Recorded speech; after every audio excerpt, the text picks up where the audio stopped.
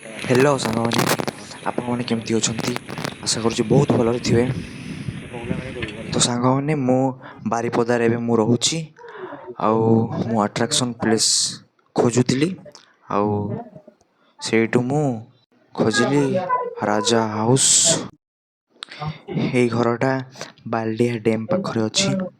ମୋ ପାଖରେ ତ ବାଇକ୍ ନାହିଁ, ସେଥିପାଇଁ ମୋତେ ସାଇକେଲରେ ଯିବାକୁ ପଡ଼ିବ। ଆଉ ମୁଁ ୟାର ରାସ୍ତାକୁ ମୁଁ ଦେଖିନି, ତ ମ୍ୟାପ୍ରେ ମୋତେ ଦେଖି ଯିବା ପାଇଁ ପଡ଼ିବ। ଏବେ ମୁଁ ଯେଉଁଠି ଅଛି ସେଇଠୁ ତ ରାଜା ହାଉସ୍ 15 କିଲୋମିଟର ଦେଖାଉଛି।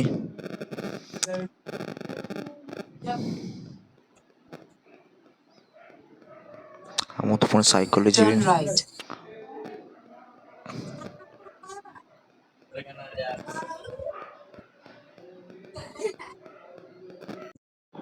ତ ଚାଲନ୍ତୁ ବାହାରିବା ଆମର ରାଜା ହାଉସ୍ ପାଇଁ।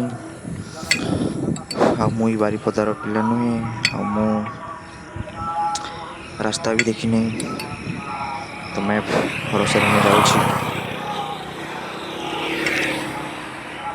ଯଦି ଆପଣମାନେ ମୋ ଭିଡ଼ିଓକୁ ଦେଖୁଛନ୍ତି ତାହେଲେ ଏହି ଭିଡ଼ିଓକୁ ଲାଇକ୍ କରନ୍ତୁ ଆଉ ଚ୍ୟାନେଲକୁ ସବସ୍କ୍ରାଇବ୍ କରନ୍ତୁ।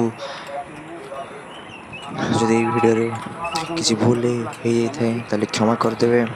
ଏହାପରେ ମୁଁ ଆଉ ଗୋଟେ ଭଲ ଭିଡ଼ିଓ ଗୋଟେ ଆଣିବି, ଭଲ ଜାଗା ଦେଖେଇବି। ତ ସାଙ୍ଗମାନେ ଯେଉଁଟାକି ମୋବାଇଲରେ ଦେଖୁଥିଲୁ ରାଜା ହାଉସ୍କୁ, ଯେଉଁଟାକୁ ମୁଁ ଖୋଜୁଥିଲି, ତ ସେଇ ଜାଗାକୁ ଆମେ ପହଞ୍ଚି ଯାଇଛୁ। ରାଜା ହାଉସ୍, ଏ ଘର ତ ପୁରା ଭାଙ୍ଗି ଯାଇଛି, କେହି ଲୋକ ବି ନାହାନ୍ତି, ବହୁତ ସୁନସାନ ଜାଗାଟା। ଡର ତ ଲାଗୁଛି ଟିକେ ଟିକେ, କାହିଁକିନା ଏଠି ସାପ ବାହାରି ଯାଇପାରନ୍ତି, କାହିଁକିନା ଏଠି ଶିମିଳିପାଳ ଜଙ୍ଗଲ ବହୁତ ପାଖରେ। ତ ଯଦି ବାଘମାନେ ପଳେଇ ଆସିଥିବେ, ତ ଚାଲନ୍ତୁ ମୁଁ ଦେଖେଇ ଦେଉଛି ଭିତର ପଟେ କେମିତି ଅଛି। ସବୁ କିଛି ଭାଙ୍ଗି ଯାଇଛି। ଏଇଠି ରାଜା ରାଣୀ ରହୁଥିଲେ ବୋଧେ।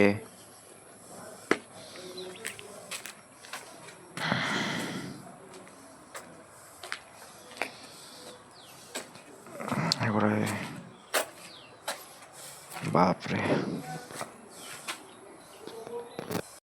ତ ସାଙ୍ଗମାନେ ଏବେ ତ ଆପଣମାନେ ବି ଦେଖି ସାରିଲେ ରାଜା ହାଉସ୍, ଆଉ ମୁଁ ବି ଦେଖି ସାରିଲି ରାଜା ହାଉସ୍, ଯେଉଁଟାକି ମୁଁ ଖୋଜୁଥିଲି। ଆଉ ଏଠି ତ କେହି ଲୋକ ବି ନାହାନ୍ତି। ଏଇଠି ସତରେ ରାଜା ରାଣୀ ରହୁଥିଲେ ନା ନାହିଁ ତ ଆମେ କେମିତି ଜାଣିବା? ତାଙ୍କୁ ପଚାରିଲେ ସିନା ଜାଣିବା। ଏଠି ତ ବହୁତ ସୁନସାନ ଜାଗା।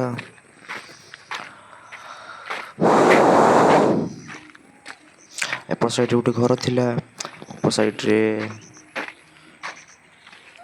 ମୁଁ ପଶିକି ଦେଖେଇ ଦେଉଛି। ଏପଟ ସାଇଡ଼୍ ବି, ଏଇ ଘରଟା ବି, ଏଇ ଘରଟା ଟିକେ ଭଲ ଦେଖାଯାଉଛି, ଭଲ ଲାଗୁଛି।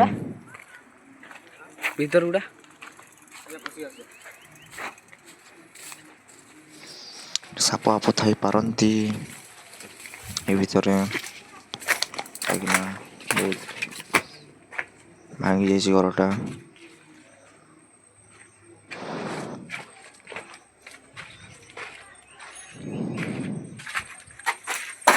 ସାଙ୍ଗମାନେ ତ ଆଉ ଗୋଟେ ଭିଡ଼ିଓରେ ଦେଖାହେବ। ତ ଯେଉଁମାନେ ଚ୍ୟାନେଲକୁ ସବସ୍କ୍ରାଇବ୍ କରୁନାହାନ୍ତି ସବସ୍କ୍ରାଇବ୍ କରିଦେବ, ଆଉ ଭିଡ଼ିଓକୁ ଲାଇକ୍ କରିଦେବ। ତ ଆଉ ଗୋଟେ ଜାଗାଟା ବହୁତ ଜଲ୍ଦି ଆଉ ଗୋଟେ ଭିଡ଼ିଓ ଆଣିବି, ଆଉ ବହୁତ ଭଲ ଭଲ ଜାଗା ଦେଖେଇବି। ଆଉ କେବେ ଗୋଟେ ଶିମିଳିପାଳ ଯିବା, ସେଇ ଜାଗାଟା ମୁଁ ଦେଖେଇବି। ତ ଆଜି ପାଇଁ ଏତିକି,